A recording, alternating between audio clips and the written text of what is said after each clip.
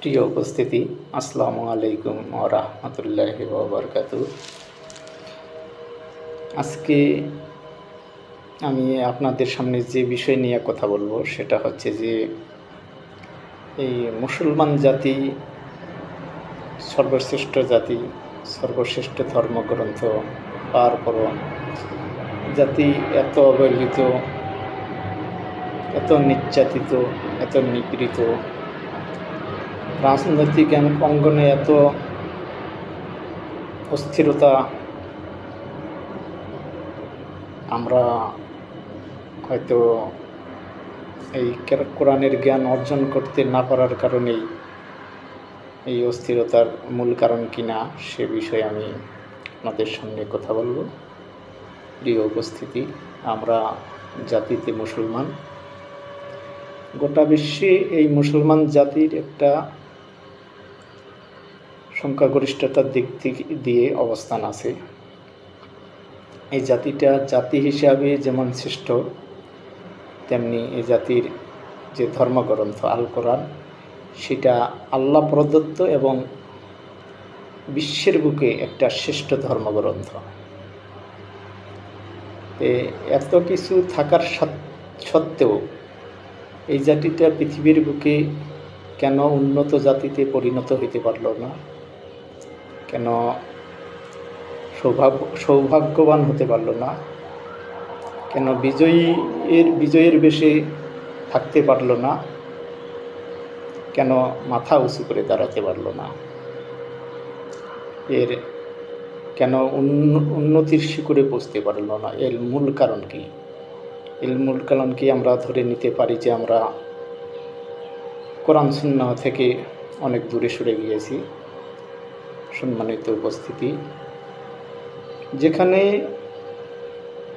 কোরআন সুন্নাহ থেকে আমরা দূরে সরে গিয়েছি এক, দ্বিতীয়ত আমরা কি বলতে পারি যে আমরা জ্ঞান বিজ্ঞানে এই বিশ্বের বুকে পিছিয়ে আছি? না, আমরা কখনো জ্ঞান বিজ্ঞানে পিছিয়ে নেই। এর মূল কারণ হচ্ছে যে শুধুমাত্র আমাদেরই এই মুসলমান জাতিরই একটা আল্লাহ প্রদত্ত ধর্মগ্রন্থ, শ্রেষ্ঠ ধর্মগ্রন্থ আছে, যেখানে জ্ঞান বিজ্ঞানের চর্চা আছে, যে জ্ঞান বিজ্ঞানের চর্চা করে বিশ্ব আসরে আজকে অন্যান্য ধর্মাবলম্বীরা তার নিদর্শন রেখে চলেছে। সুতরাং আমরা এখান থেকেও ভেবে নিতে পারি যে আমরা কোরআন সুন্নাহ থেকে দিন দিন যত দূরে সরে যাচ্ছি, তত আমাদের এই অবহেলিত, নির্যাতিত, নিপীড়িত জীবনযাপন করতে হচ্ছে। সম্মানিত উপস্থিতি, একসময় এই মুসলমান জাতিটা গোটা বিশ্বের বুকে মাথা উঁচু করে দাঁড়িয়েছিল। তারা কি দিয়ে মাথা উঁচু করে দাঁড়িয়েছিল প্রশ্ন রাখা যায়। যে সংখ্যাগরিষ্ঠতার দিক দিয়ে, তাও না। যদি বলা হয় যে সাংস্কৃতিক অঙ্গনে গান বাজনা, নাচ ইত্যাদি ছড়িয়ে দিয়ে, তাও না। এই মুসলমান জাতিটা গোটা বিশ্বে একসময় মাথা উঁচু করে দাঁড়িয়েছিল ওহির জ্ঞানের মাধ্যমে এবং কোরআন সুন্নাহের বরকতে। সম্মানিত উপস্থিতি, আজকে আমরা সেই কোরআন সুন্নাহ ছেড়ে দেওয়ার কারণেই আজকে আমাদের এই অবহেলিত জীবনযাপনের মূল কারণ হতে পারে বলে আমি মনে করি। সম্মানিত উপস্থিতি, এ কথাটাও এতটাই সত্য যে আমরা যে কোরআন সুন্নাহ সম্পূর্ণ ছেড়ে দিছি, তাও না।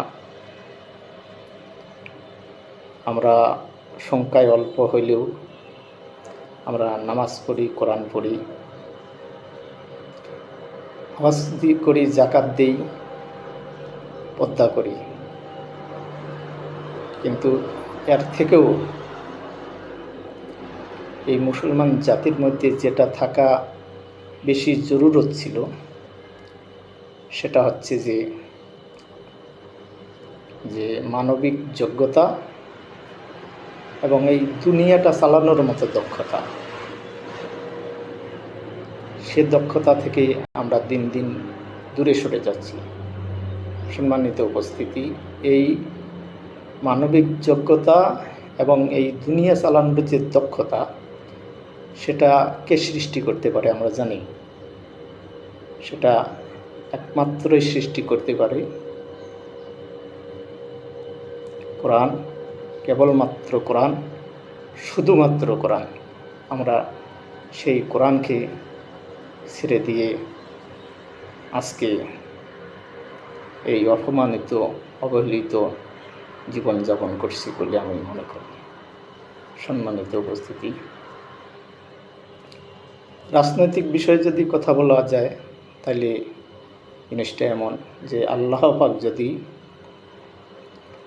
যোগ্য হোক অযোগ্য হোক, রাজনৈতিক নেতাদের মতো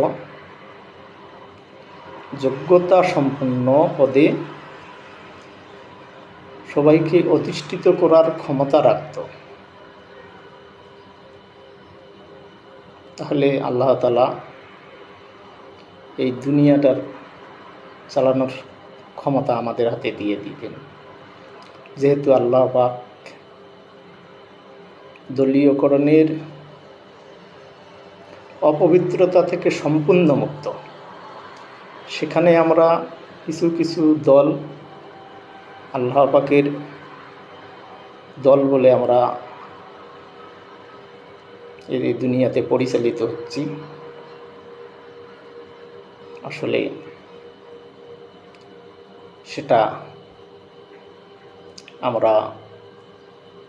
সেটা কখনো হতে পারে না।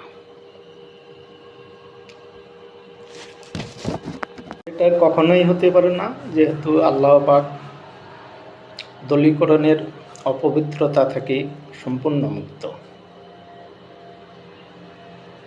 তাই আমরা আল্লাহ পাকের দল নিজেদেরকে সেই দলে অন্তর্ভুক্ত করার আগে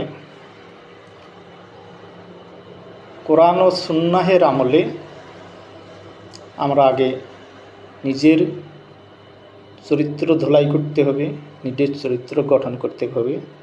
তবেই আল্লাহ তাআলা হয়তো আমাদের এই রাষ্ট্র অথবা দুনিয়া চালানোর দক্ষতা দিতে পারেন। সম্মানিত উপস্থিতি,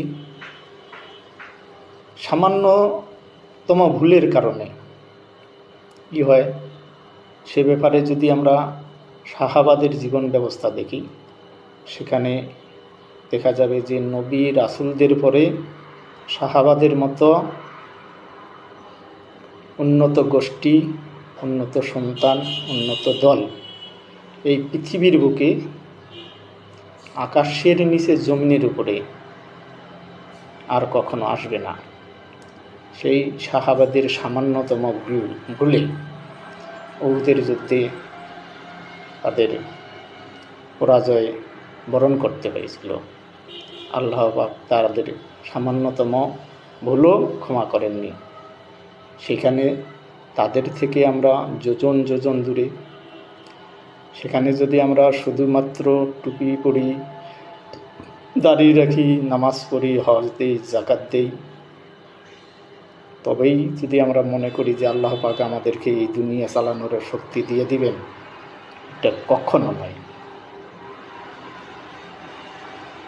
তাই আসুন আমরা কোরআনের আলোকে নিজের জীবন গঠন করি,